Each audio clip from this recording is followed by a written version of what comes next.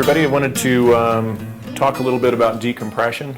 It's kind of a buzzword around if you've had some back pain and probably certainly if you've had some sciatica.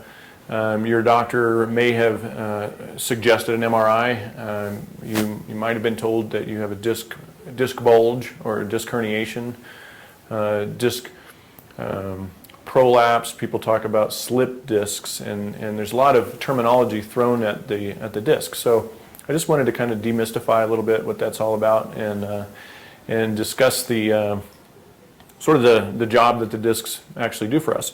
So in the spinal column, at each level, from the neck all the way down to the lower back, between each vertebra we have a disc, intervertebral disc.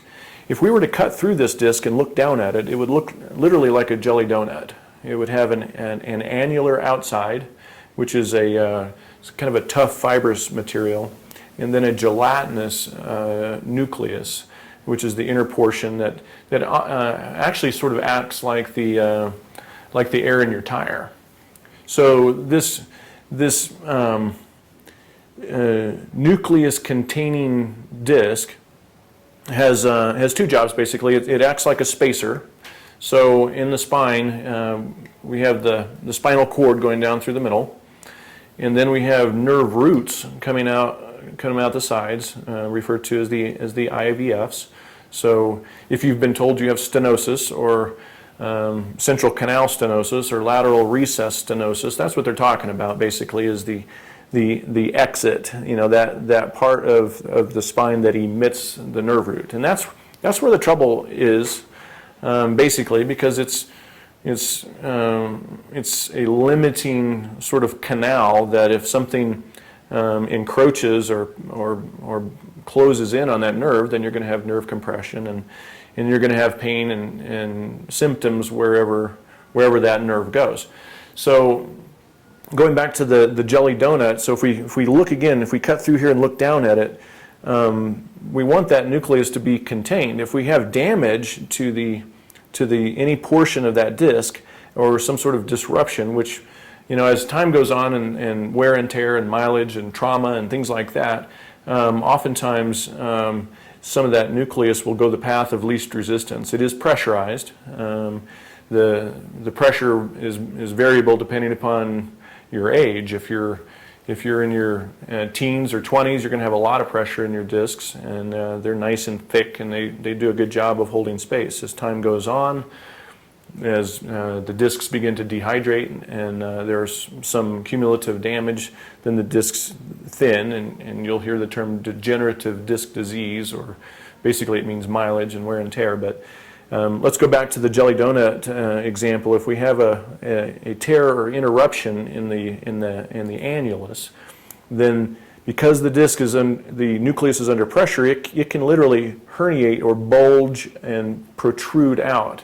So if that happens in this scenario, if this is bulging posteriorly, this is the front side of the spine, this is the back side. So if it's bulging backwards, it can bump into this nerve root, which then goes down to combine. In this example, this is a section out of the lower back or lumbar spine. It will combine into the sciatic nerve. So what we've learned is that once the horse is out of the barn, as that nucleus starts to go where it's not supposed to, which is sort of away from the donut,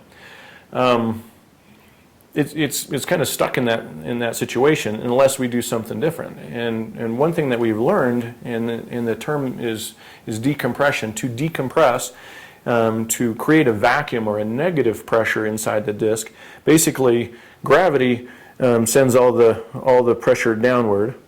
If we take the patient and do the opposite of gravity and basically apply some axial traction forces in a sort of computerized and regulated fashion, and basically it's going to pull whatever we program it to, upwards of 100 pounds, 115, 120 pounds maybe.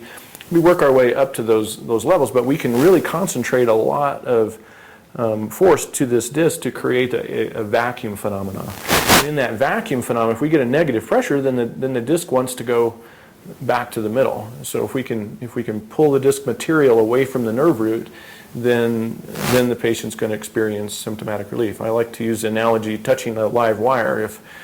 If the disc touching the nerve root is like me touching a live wire, it's going to be really bad while I'm touching the wire, and it's going to get a lot better the moment I'm no longer touching that wire. So basically, that's what I wanted to talk about with the concepts of decompression. Is it's literally axial traction forces that are designed and controlled from a computer program that basically takes step by step, 2 steps forward, 1 step back, 2 steps forward, and 1 step back. And the concept there is to kind of fly under the body's radar so that it's not worried about those traction forces and contracting muscles and trying to protect and making it uncomfortable. Decompression is very, very comfortable as far as therapies go. Most people have zero pain, while in fact it feels good because finally they're taking some pressure off of that nerve root. So basically, decompression is a non-invasive therapy. It's used to treat disc bulges, disc protrusions, disc injuries. We sometimes also use decompressive therapies for facet syndrome. Facet syndrome would be sort of a jamming of the posterior or lateral, or the back aspect, weight bearing of the spine. So that's also another condition that we might use our decompressive therapy. Remember, we have lots of tools in our toolbox at Springs Chiropractic.